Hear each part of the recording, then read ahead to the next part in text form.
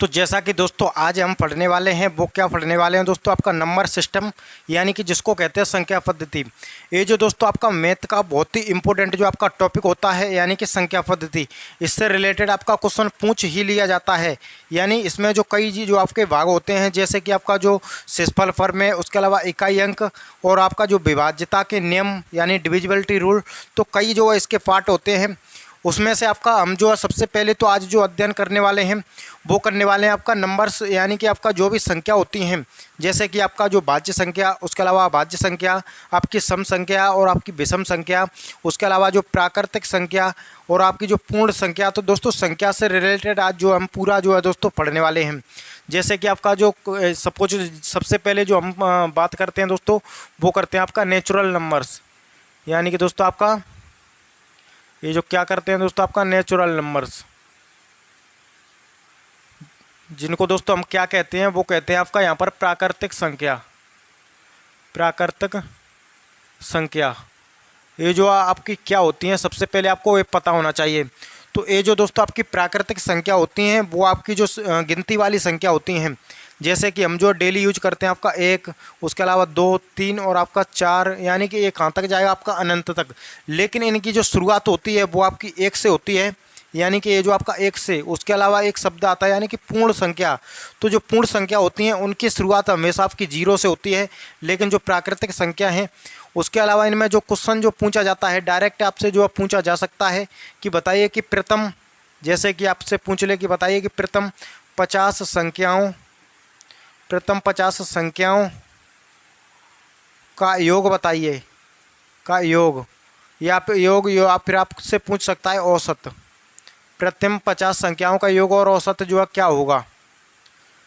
तो इसके लिए आपका जो क्या ट्रिक होती है दोस्तों, वो आपको पता होना चाहिए। यानी कि इसका होता है दोस्तों आपका n इंटू n प्लस 1 अपन होता है दोस्तों 2, यानी कि इसको आप लगाएंगे तो इससे क्या निकल आएगा दोस्तों आपका योग, यानी इन सभी का जोड़। उसके अलावा ये जो आपका इनका औसत निकालना हो तो दोस्तों आपका n प्लस 1/2। तो दोस्तों हमको क्या निकालना है, प्रथम 50 संख्याओं को जो आपका योग निकालना है। तो सबसे पहले दोस्तों आपका 50 इंटू में आपका यानी कि 50 में से 1 घटाएंगे तो दोस्तों आपका कितना, आपका यानी 50 और 1 कितना होगा दोस्तों आपका 51। 50 और 1 दोस्तों 51, इसको 2 से डिवाइड करेंगे तो इसको आप यहाँ पर जो कट कर देंगे तो दोस्तों ये जो 25 बार आएगा, यानी कि आपका 51 इंटू दोस्तों आपका कितना 25, और इन सभी का जो आपको गुणा कर देना है तो आपका आंसर जो है दोस्तों निकल करके आ जाएगा। यानी कि दोस्तों आपका 25 एकम 25 का 5 हासिल का 2, 25 पंजे 125, 125 और दोस्तों आपका 2 यानी 127। तो इसका जो आंसर निकल करके आएगा वो कितना निकल करके आएगा आपका 1275। अब यदि आपका जो इसका जो एवरेज होता है यानी कि औसत पूछ लेता है कि बताइए कि प्रथम 50 संख्याओं का आप औसत बताइए, तो औसत के लिए आपको क्या करना पड़ता है, आपका n, यानी कि आपका n कितना है दोस्तों 50 प्लस में आपका 1 बटे में करते हैं आप 2, यानी कि आप ये जो 51 बटे दोस्तों 2 हो जाएगा। 2 से डिवाइड करें तो 2 एकम 2, उसके अलावा 1 2 पंजे यानी कि 25.5। इसका जो औसत निकल करके आएगा दोस्तों, जिसको कि आपका एवरेज कहते हैं, वो 25.5 निकल करके आएगा। तो ऐसे जो क्वेश्चन पूछे जाते हैं तो आपका कैसे जो है निकाल सकते हैं। यानी कि अब जो हम नेक्स्ट जो दोस्तों देखते हैं वो देखते हैं यहाँ पर जो आपकी संख्या होती है पूर्ण संख्या, जिनको क्या कहते हैं दोस्तों आपका होल नंबर्स, यानी कि दोस्तों आपका होल नंबर्स, जिनको आपको ये जो शब्द होता है दोस्तों आपका पूर्ण संख्या। तो पूर्ण संख्या जो होती है दोस्तों, इसमें यानी कि ये नाम से ही क्लियर हो रहा है, यानी कि पूर्ण यानी कि कंप्लीट।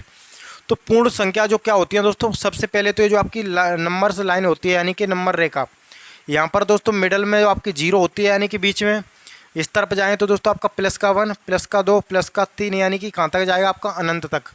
आप इस तरफ आएँ तो दोस्तों प्लस का माइनस का 1, माइनस का 2, माइनस का 3, कहाँ तक जाएगा आपका इनफाइनाइट यानी कि अनंत तक।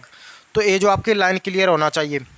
अब जो दोस्तों ये जो लाइन होती है, तो इस लाइन में जो आपके जो बीच में जो 0 आती है तो उसकी जो काउंटिंग होती है, उसकी जो आपकी गिनती होती है वो कहाँ से होती है, वो आपकी 0 से, यानी 0 1 2 और आपका 3 कहाँ तक जाएगा आपका अनंत तक, यानी कि इनफाइनाइट।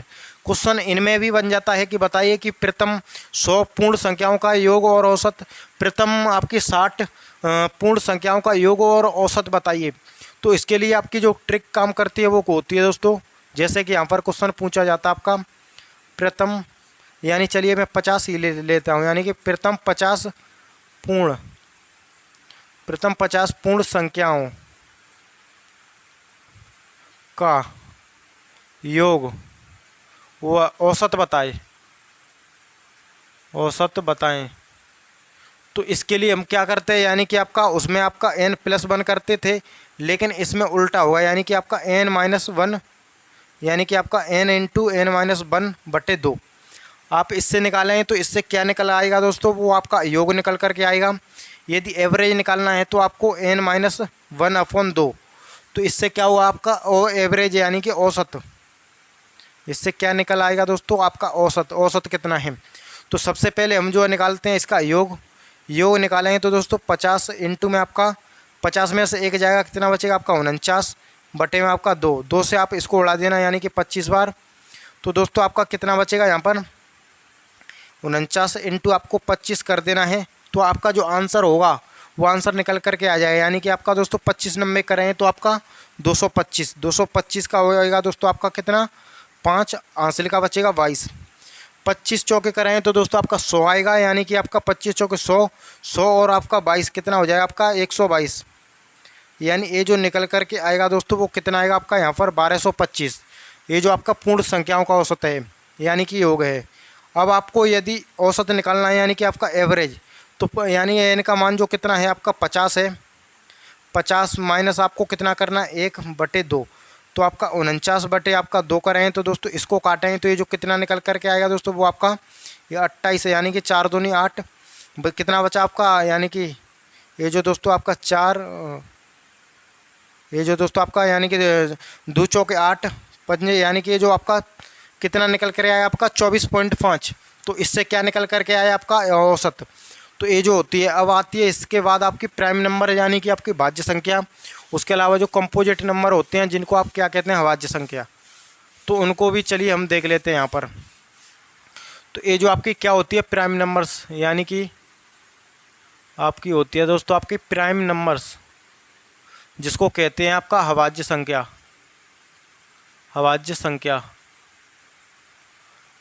तो ये क्या होती हैं कि इसमें जो आपके गुणनखंड होते हैं, सबसे पहले ये जो आपके गुणनखंड होते हैं, यानी एक तो होता है आपका गुणनखंड और एक होता है आपका गुणज, दोनों ही अपने आप अलग अलग होते हैं। ये जो आपका फंडा होता है वो क्लियर होना चाहिए।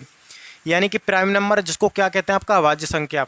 तो अभाज्य संख्या की जो गिनती होती है दोस्तों, यानी कि इसके जो गुणनखंड करते हैं तो कम से कम उसके जो आपका 2 गुणनखंड होना चाहिए। कितना, सिर्फ 2 गुणनखंड, 2 गुणनखंड होना चाहिए, यानी कि आपका ओनली 2 फैक्टर्स। जैसे कि आपका यहाँ पर कोई भी संख्या है दोस्तों, सबसे पहले जो आपका गुणनखंड होता क्या है, जैसे कि आपकी संख्या है दोस्तों 12 जो आप कितने इसके गुणनखंड हो सकते हैं, यानी कि आपका 1 से भी जो आपका विभाजित हो सकता है, उसके अलावा 2 से भी, 3 से भी जो आपका विभाजित हो सकता है, और आपका 4 से भी, आपका 6 से भी, और स्वयं दोस्तों आपका 12 से भी।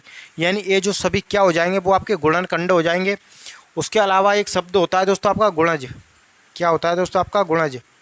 तो ये जो आपका क्या होता है, यानी कि 12 के आप गुणज निकाले हैं तो दोस्तों आपका 24, 12 3 आपका 36, 12 चौके 48। सो ये जो हो जाएंगे आपके क्या हो जाएंगे दोस्तों गुणज, ये जो होते हैं आपके गुणनखंड। तो आपका किसी भी आपकी संख्या है उसके ओनली आपके सिर्फ 2 गुणनखंड होना चाहिए। जैसे कि आपकी संख्या 2 ही है तो 2 के आपका 2 1 से विभाजित हो जाएगा, और ये जो आपका 2 खुद 2 से विभाजित हो जाएगा। तो इसके 2 सिर्फ और सिर्फ जो है दोस्तों 2 गुणनखंड हैं। और इसलिए ही ये जो आपकी 2 जो होती है वो सबसे छोटी अभाज्य संख्या भी होती है। यानी 2 जो है आपकी सबसे छोटी अभाज्य संख्या, सबसे छोटी अभाज्य संख्या। अब जो है 2 सबसे छोटी अभाज्य संख्या हो गई। उसके अलावा 2 से बड़ा जो होता है दोस्तों आपका 3, उसके अलावा 5, 7 और दोस्तों आपका 9 नहीं होता है। यानी कि आपका 9 जो आपका 3 से भी विभाजित हो जाएगा, 9 से भी हो जाएगा और 1 से भी। उसके अलावा 13, 15 नहीं होगा। उसके अलावा आपका 17। तो ये जो आपकी संख्या होंगी, जैसे आपकी कोई भी संख्या है, आपका कितना दोस्तों आपका 7। सो 7 जो आपका 7 के सिर्फ 1 से जो है विभाजित हो जाएगा।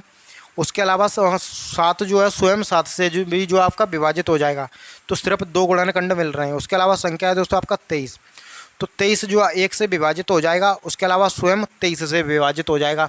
उसके अलावा कोई भी ऐसी संख्या नहीं है जो कि आपकी 23 को विभाजित कर दे, तो 23 भी क्या होगा, आपका एक अभाज्य संख्या होगा। उसके अलावा जैसे संख्या है दोस्तों आपका कितना, यहाँ पर जो है मैं ले लेता हूँ आपका यहाँ पर दोस्तों 31, तो 31 जो संख्या है 1 से विभाजित हो सकता है, स्वयं 31 से हो सकता है। अब जो है दोस्तों कुछ कॉमन जो क्वेश्चन होते हैं वो पूछ लिए जाते हैं, जैसे कि पूछ लेगा कि बताइए 1 से लेकर 50 तक कितने प्राइम नंबर्स हैं, यानी कि आपकी अभाज्य संख्या। उसके अलावा बताइए कि 1 से लेकर 100 तक कितनी जो आपकी अभाज्य संख्या होती हैं। तो दोस्तों आपको ध्यान रखना है कि 1 से 50 तक जो आपकी प्राइम नंबर्स होती हैं वो कितनी होती हैं दोस्तों, वो आपकी 15 होती हैं। उसके अलावा आप पूछे आपके 50 से लेकर 100 तक तो कितनी होती हैं दोस्तों, 10 होती हैं। डायरेक्ट जो आपसे पूछ ले कि 1 से लेकर 100 तक तो बताइए कितनी होती हैं दोस्तों, 25 तक। ज़्यादा ही ज़्यादा आपको इतना ही पूछ सकता है। यदि आपको कभी एग्जाम में पूछ ले कि बताइए 1 से लेकर 200 तक, 1 से लेकर 200 तक जो आपकी प्राइम नंबर्स होंगे यानी कि अभाज्य संख्या, वो कितनी होती हैं दोस्तों, वो आपकी होती हैं यहाँ पर 46। कितनी होती है आपकी, 46। तो ये जो आपका करेक्ट आंसर होगा दोस्तों, यदि इस प्रकार से आपसे पूछ लेता है तो ये तो हो गई दोस्तों आपकी अभाज्य संख्या। उसके अलावा हम जो है यहाँ पर बात जो कर लेते हैं आपकी भाज्य संख्या यानी कि कंपोजिट नंबर। तो ये जो आपका कंपोजिट नंबर होता है, चलिए हम उसका भी जो है यहाँ पर जिक्र कर लेते हैं। ये जो क्या होता है दोस्तों आपका कंपोजिट नंबर, कंपोजिट नंबर्स जिसको हम क्या कहते हैं आपका भाज्य संख्या। भाज्य संख्या, भाज्य संख्या जो दोस्तों कहती है वो क्या कहती है कि कोई भी जो है संख्या है उसके जो गुणनखंड हैं वो आपके कम से कम 3 तो होने ही चाहिए। 3 से ज़्यादा हो सकते हैं तो चलेगा, लेकिन कम से कम 3 तो होना चाहिए। जैसे कि मैं यहाँ पर आपका कोई संख्या लेता हूँ आपका 4, तो 4 जो आपका 1 से जो है विभाजित हो जाएगा, उसके अलावा 2 से विभाजित हो जाएगा, उसके अलावा आपका स्वयं 4 से। तो इसके जो गुणनखंड हैं वो कितने मिल गए दोस्तों हमको, 3। यानी कि उसके जो आपका मिनिमम यानी कि आपका कम से कम 3 जो आपका गुणनखंड होना चाहिए, 3 गुणनखंड। तो ये जो आपका 3 गुणनखंड हो गए तो ये जो क्या हो गई आपकी एक भाज्य संख्या हो गई।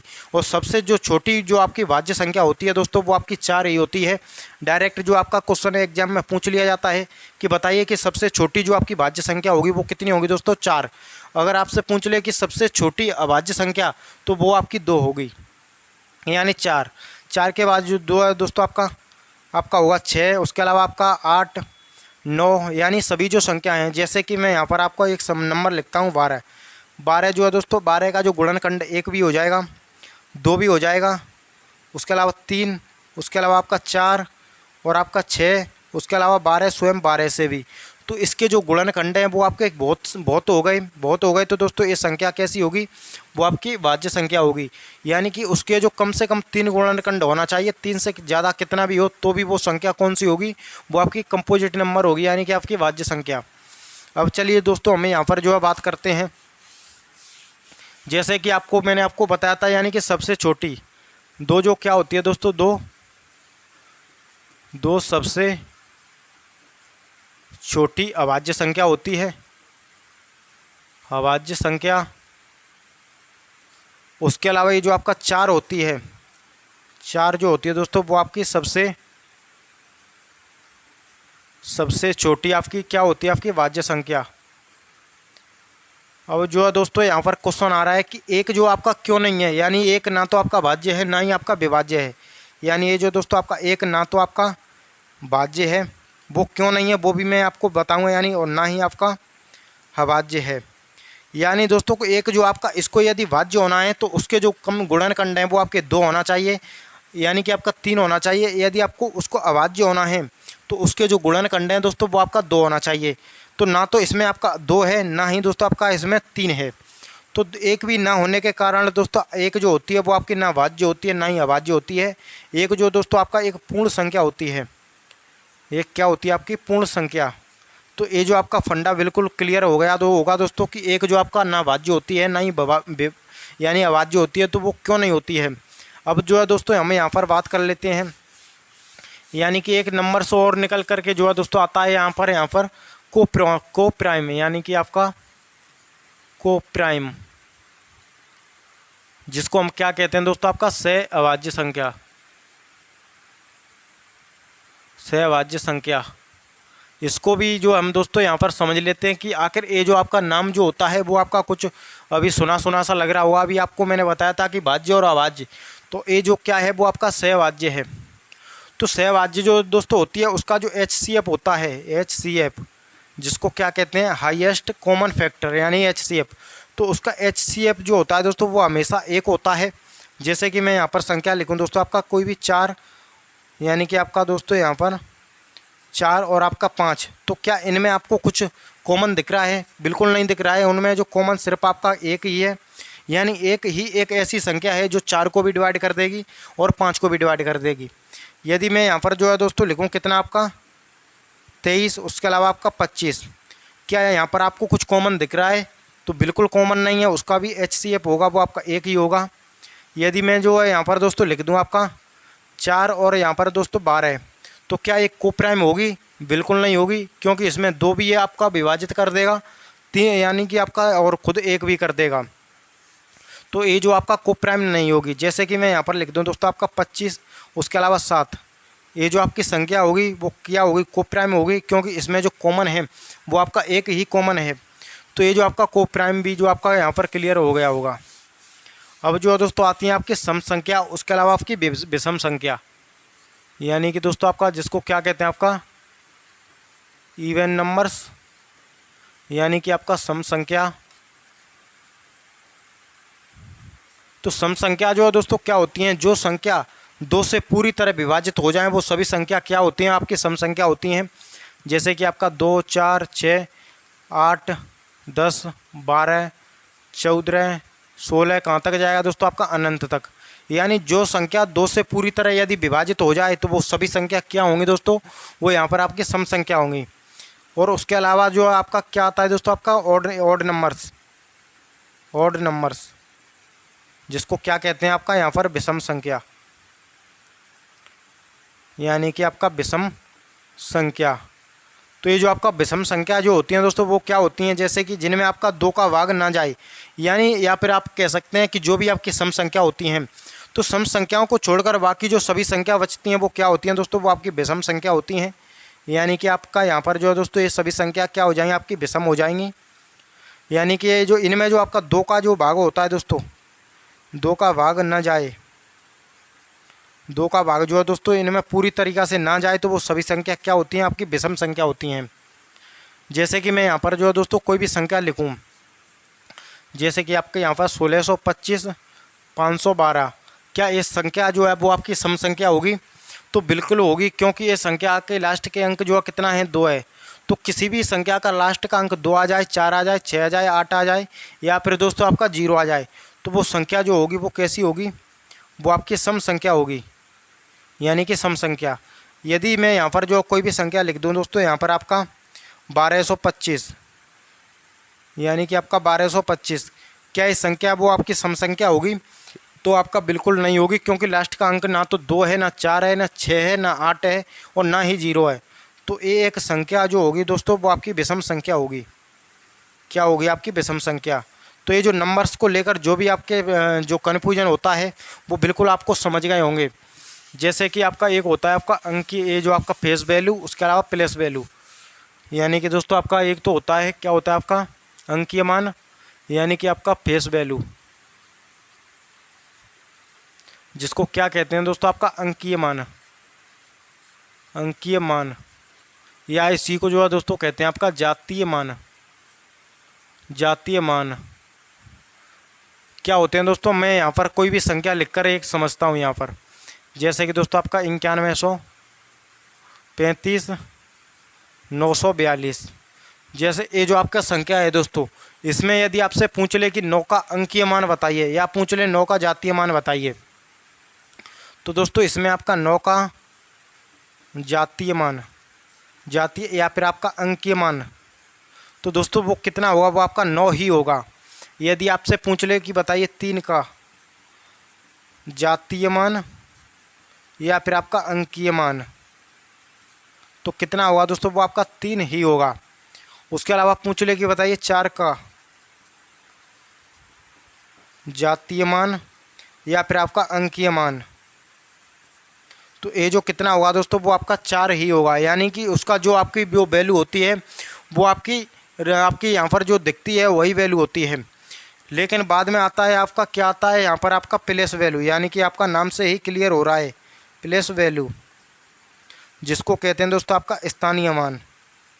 स्थानीय मान, तो ये जो आपका स्थानीय मान होता है, ये जो आपका डिपेंड करता है वो किस पर करता है, आप उसके स्थान पर। जैसे ये जो आपका संख्या है दोस्तों आपका 91 यानी कि 35 आपका 942, तो इसमें यदि आपसे पूछ ले कि बताइए कि 9 का स्थानीय मान क्या है, यानी ये जो आपका संख्या है 9 का स्थानीय मान क्या है, ये जो आपसे पूछ ले। तो दोस्तों ये जो आपका 9 है, 9 के पीछे कितनी नंबर्स हैं, कितनी संख्या है, तो आपका 1 2 3 4 5 6। तो दोस्तों आपका 9 के पीछे आपको 6 जीरो ही बढ़ा देना है, यानी कितना जीरो दोस्तों आपका 6। ये जो आप देख सकते हैं यहाँ पर, तो ये जो 9 का स्थानीय मान जो होगा वो आपका कितना होगा, वो आपका यहाँ पर आपको दिख रहा है। यदि आपको पूछ ले यहाँ पर कि बताइए 4 का स्थानीय मान, 4 का स्थानीय मान जो होगा दोस्तों वो आपका 4, उसके अलावा 4 के बाद कितने अंक हैं, तो 1 है, तो आपको 1 जीरो रख देना है, यानी 4 का स्थानीय मान कितना होगा दोस्तों, वो आपका 40 होगा। तो मैं उम्मीद करूंगा कि ये सभी जो आपके क्वेश्चन हैं वो आपको अच्छे से समझ में आ रहे होंगे। अगर क्लास अच्छी लग रही हो तो इसको लाइक करें। नेक्स्ट जो हमारी क्लास है आपकी यूनिट डिजिट यानी कि इकाई अंक को लेकर जो है दोस्तों होने वाली है, तो चैनल को सब्सक्राइब जरूर कर लें। तो मिलते हैं किसी नेक्स्ट क्लास में, तब तक के लिए जय हिंद, वंदे मातरम।